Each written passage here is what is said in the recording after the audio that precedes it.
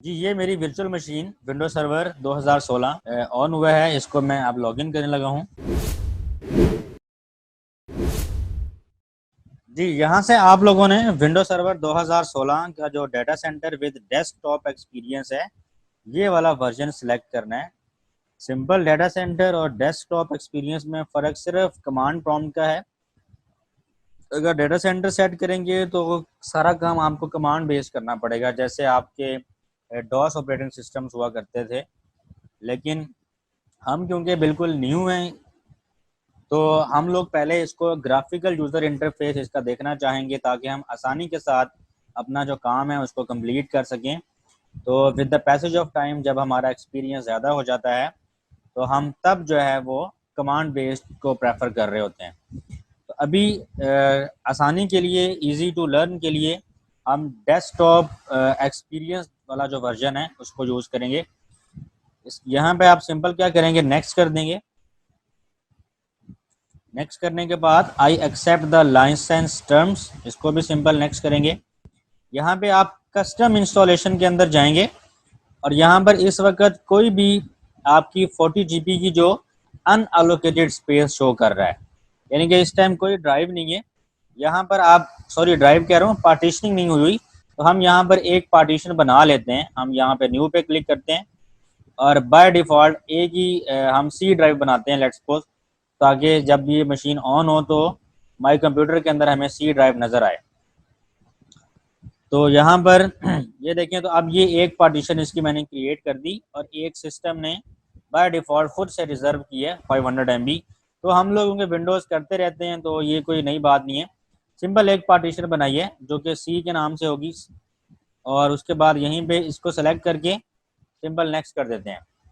अब ये देखें, ये टाइम लेगा, जैसे विंडोज़ होती है नॉर्मली, तो ये विंडोज़ होगी। उसके बाद ये एडमिनिस्ट्रेटर अकाउंट मांगेगा, आप यूज़र नेम पासवर्ड देंगे, उसके बाद ये कंटिन्यू होती रहेगी। मैं इसको फिल वक्त करने लगा हूँ यहाँ से कैंसिल। कैंसिल मैंने क्यों किया है उसकी वजह बता देता हूँ। हम आते हैं अपने इंस्टॉलेशन वाली स्लाइड्स के ऊपर, जहाँ पे मैंने इसकी सारी स्क्रीन शॉट जो हैं वो ली हुई हैं। मैं दोबारा इसलिए नहीं करना चाहता बिकॉज मेरे पास ऑलरेडी विंडोज सर्वर 2016 इंस्टॉल्ड है। तो बेसिकली ये देखें, आपको स्क्रीन भी नज़र आ रही होगी। तो यहाँ से हम नेक्स्ट किया था, install now, simple simple step follow करते गए और उसके बाद ये स्क्रीन आ जाएगी आपके पास कस्टमाइज सेटिंग्स की। यहाँ पे बाय डिफ़ॉल्ट ये एडमिनिस्ट्रेटर अकाउंट होगा। यहाँ पे आप पासवर्ड सेट करेंगे, फिनिश कर देंगे, तो आपकी जिस तरह से विंडोज़ ऑन होती है इसी तरह ये मशीन ऑन हो जाएगी। अब जब पहली दफ़ा मशीन ऑन होती है तो हमने उसको अकॉर्डिंग टू द, यानी कि हम लोगों ने एक लाइफ साइकिल पढ़ा था कि न्यू जब मशीन हमने बाय की उसको हम कौन सी स्टेट पे लेके जाते हैं। अगर मैं आप लोगों को शुरू में दिखाऊं लाइफ साइकिल, तो न्यू के बाद क्लीन, हम इस टाइम क्लीन स्टेट में हैं कि हमने विंडोज जो है वो कर लिया है। अब हमने उसको कन्फिगर करना है, यानी कि कन्फिग्रेशन कुछ इस तरह से करनी है ताकि हम उससे अपना काम जो है वो कर सकें। तो हमने क्योंकि डिफरेंट सर्वर्स के ऊपर रोल्स ऐड करने हैं, डिफरेंट काम लेने हैं सर्वर से, उसको फिर क्लाइंट साइड पे वेरीफाई भी करना है कि हमारे जो सर्वर जो है वो उस तरह से सर्व कर भी रहा है या नहीं। उसके लिए हम इसको पहले मशीन को हम थोड़ा सा रेडी बनाएंगे। उसके लिए आप लोगों ने क्या करना है, आप लोग सिंपल ये काम करेंगे, व्हाट टू डू नेक्स्ट। सबसे पहले आपने turn off Windows firewall. Simple Windows server 2019 on होने के बाद उस मशीन की आपने फायरवॉल जो है वो ऑफ कर देनी है। ऑटोमेटिक अपडेट्स हैं, इसको भी ऑफ कर देना है। डिफेंडर जो बाय डिफ़ॉल्ट एंटीवायरस है, विंडोज़ 10 के अंदर भी आया, विंडोज़ 8 में भी, और अब विंडोज सर्वर 2016 के अंदर भी ये बिल्ट इन वर्क इंस्टॉल्ड है और ये काम कर रहा है। इसको भी आपने ऑफ कर देना है। फिर आपने इसकी टाइम सेटिंग्स करनी है। टाइम सेटिंग्स आपने पाकिस्तान स्टैंडर्ड टाइम को ऊपर इसको सेट करना है। फिर आपने इसको मैनुअल आईपी भी असाइन करना है। कोई सा भी आपका जो दिल करता है आप कोई सा आईपी रख सकते हैं। क्लास ए का आईपी रख लें, बी का रख लें, सी का रख लें।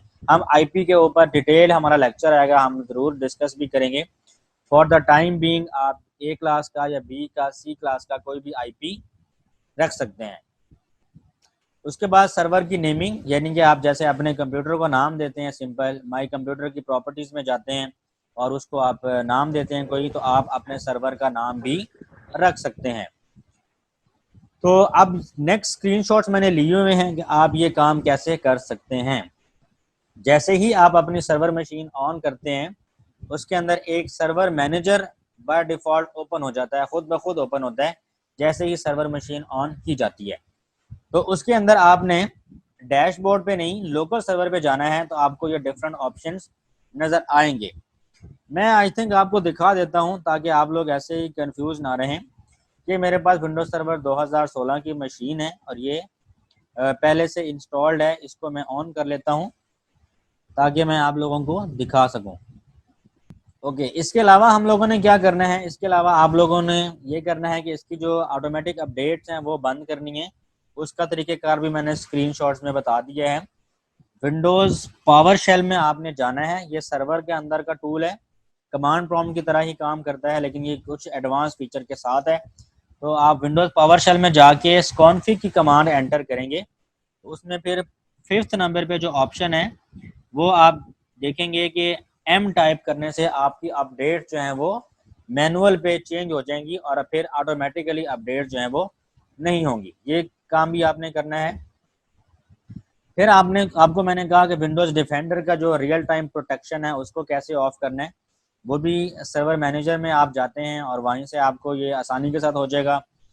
इसी तरह टाइम सेट कैसे करना है, अगेन सर्वर मैनेजर में आप जाएंगे तो वहाँ से टाइम भी आपका सेट हो जाएगा। आईपी आप कैसे देते हैं सिस्टम को, उसका तरीक़ेकार भी बताया हुआ है। नेटवर्क्स एंड इंटरनेट में जाएं, नेटवर्क कनेक्शंस में जाएं, अपने ईथरनेट नेटवर्क अडॉप्टर के ऊपर राइट क्लिक करें, उसकी आप प्रॉपर्टीज़ में जाएं, फिर ये TCP IP वर्जन 4 आपने IP देना है, तो इसकी प्रॉपर्टीज़ में जाएं और आप फिर इसको IP दे दें। जी, ये मेरी virtual machine Windows server 2016 on हुआ है। इसको मैं अब लॉगिन करने लगा हूँ। ये देखें ये बिल्कुल ऐसे ही है जैसे आप विंडोज 10 का इंटरफेस है, सेम लाइक दैट, जबकि ये जो है ये विंडोज सर्वर 2016 है। ओके अब हमने क्या करना है, यहाँ पे मैं आपको कुछ सेटिंग्स दिखा देता हूँ जो आपने करनी है।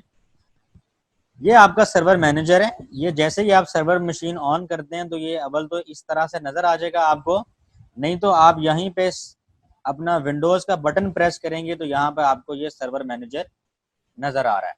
इसके अलावा ये विंडोज़ पावर शेल भी नज़र आ रहा है।